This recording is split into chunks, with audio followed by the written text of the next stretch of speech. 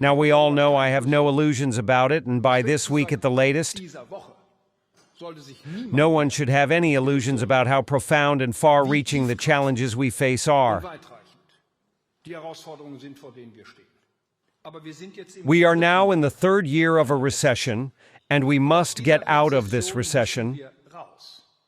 Dear friends, I say this quite self-critically. This task is greater than some might have imagined a year or so ago. We are not only in a cyclical downturn, we are in a structural crisis of our economy. At the moment, we are not keeping pace with developments in the world. We are no longer the leading industrial nation that the world looks to. We are a country that has a structural growth weakness. We are no longer truly competitive in large parts of our economy, and this is a matter of price competitiveness. The quality is still there. The people, the companies, the management of the companies see this task. But the framework conditions we have for this in Germany have simply been for years. And not just for 3 or 4, but actually for an entire decade. And they are not good enough anymore. The productivity of our economy has been lagging behind international standards for 10 years, and we need to change that. These location conditions must become competitive again.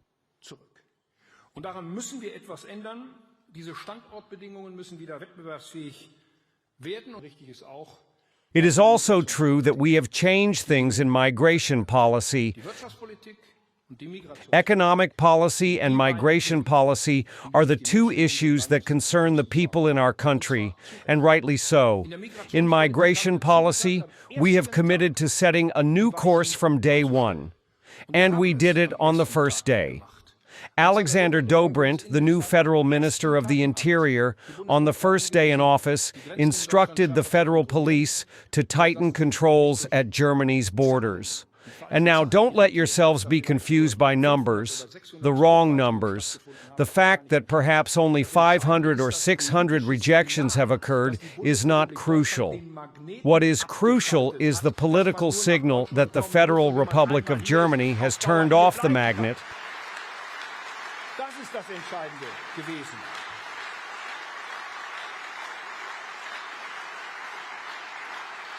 That one only has to come to Germany, and once here, can stay permanently.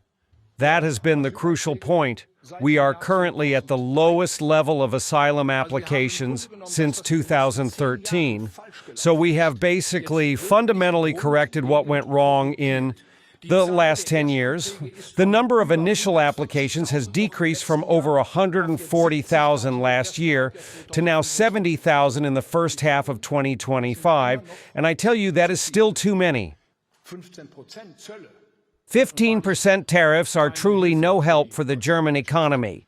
But to enter a really deep trade conflict, a trade war with the United States of America, that could have led to an even much worse outcome.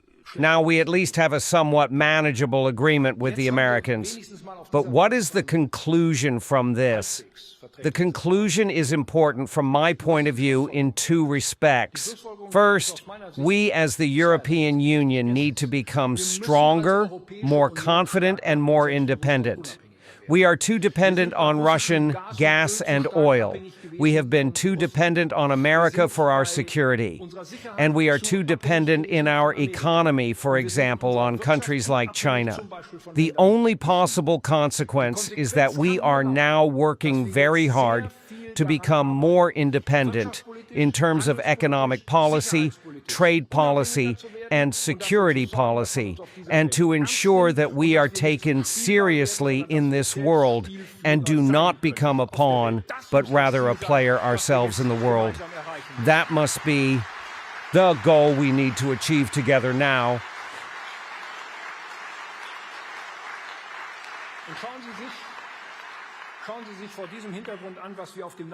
And look at what we did at the NATO summit in The Hague.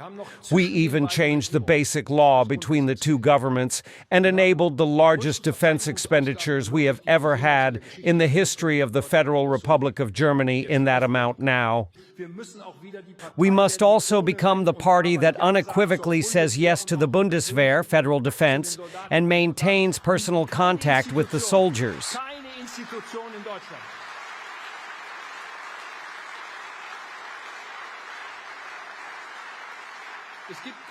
No institution, there is no second institution in Germany that deserves gratitude as much as the Bundeswehr does. I would like you to also participate in showing that we are also a party that is particularly concerned with defense and cares for the soldiers in Germany. If we are serious about what we say to Israel, then our children, our grandchildren must know what happened in Germany 80 years ago. Only then will there be another generation that accepts the mission like us to stand up for Israel's security.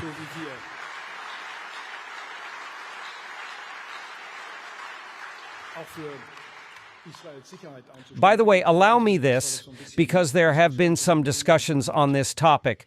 Solidarity with Israel does not mean unconditionally saying yes to everything the current government in Israel decides. Und ich habe eine Entscheidung getroffen.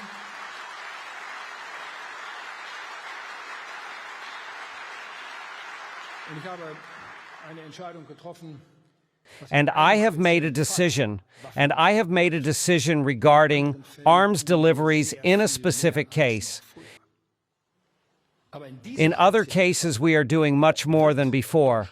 But in this specific case, Germany will not participate, either directly or indirectly, in a process that is now almost universally considered outside of Israel as a violation of international law.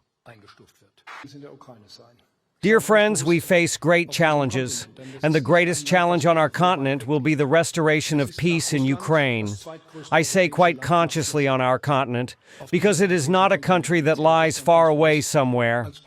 After Russia, it is the second largest European country by area on this European continent, and I deliberately count Russia as a European country. Russia is a profoundly European country in culture, literature, music. The whole country is shaped by European culture. But Ukraine is the second largest by area, the second largest European country. And that's why we are so involved there, because it is in our own interest. I want us to achieve it with everything we have at our disposal in terms of strength, resources, and opportunities, so that peace and freedom in this country are restored. Yes, we have taken the first steps, but let me put it in a metaphor. We are on a 10-kilometer course and have perhaps covered the first 200 meters. That's all it is. But we are at least heading in the right direction. And please, no one should tell me today that we are only discussing arms deliveries and more weapons. No, ladies and gentlemen, greater diplomatic efforts than in the last 3 weeks have not been made in this conflict and in this war yet by any German federal government, nor by any European Union, as we have undertaken in the last 3 weeks. But when you see and hear what the Russian president has said about it in the last few hours, it becomes clear to everyone how difficult this task remains for weeks and perhaps for months. But we must have a common interest in restoring peace in this country, in reinstating a political order on this European continent that can rightfully be called an order of peace and freedom. Let us not deceive ourselves. The time when the whole world is governed by rules, by international law, by treaties, by memorandums, by agreements. This begins with the World Trade Organization and does not end with the major treaties we made after the collapse of the GDR in Russia, the Soviet Union. Those times are over. The wind is blowing rather harshly and from many different directions at once. In trade policy, as well as in the politics of freedom and peace, in all our efforts for freedom and peace.